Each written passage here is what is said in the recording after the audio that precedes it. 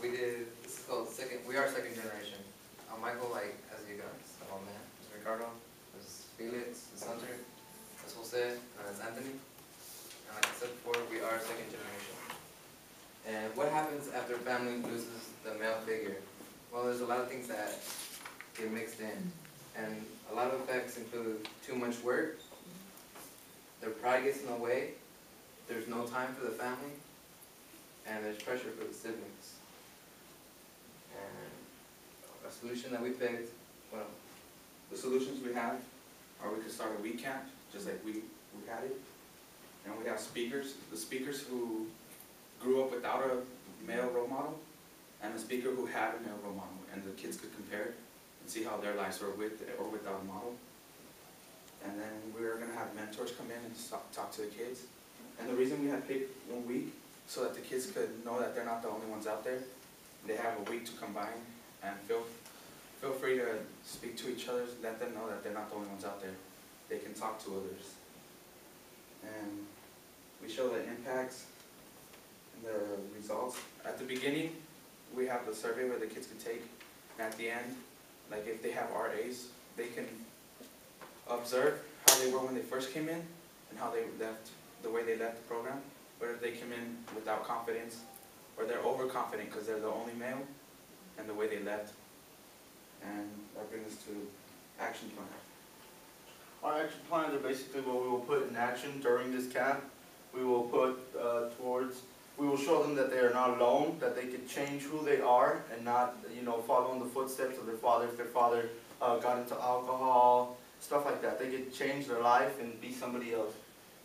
We break that pattern, like I was saying, we tell them to be somebody else. We've never, we try our best with this.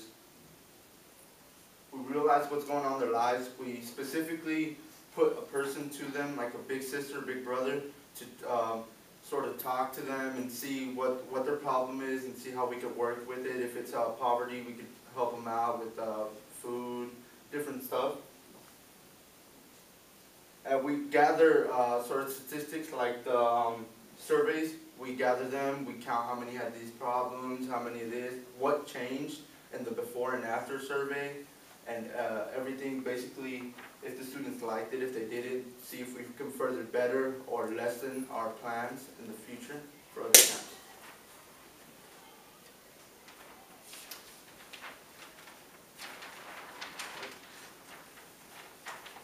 And the analysis that we thought of was to specifically target the audience that we would want to participate into the camp, and we thought of advertising it by bulletins in the church, the radio, and like the shelters, and even creating a website just to get our audience.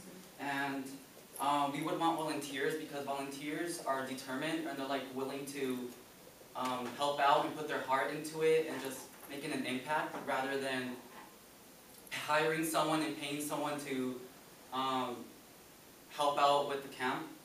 And we also want we would also want you to go with the youth groups, because those would want to sponsor us, kind of like help us out and just kind of helping around and assisting us. And we have a motto, just like as we did. It's, I will miss you, but I won't be you. Because a father wasn't there for them, that doesn't mean they're not going to be there for their kids. We want them to better their lives and their children's life. And we're pretty much it. Awesome.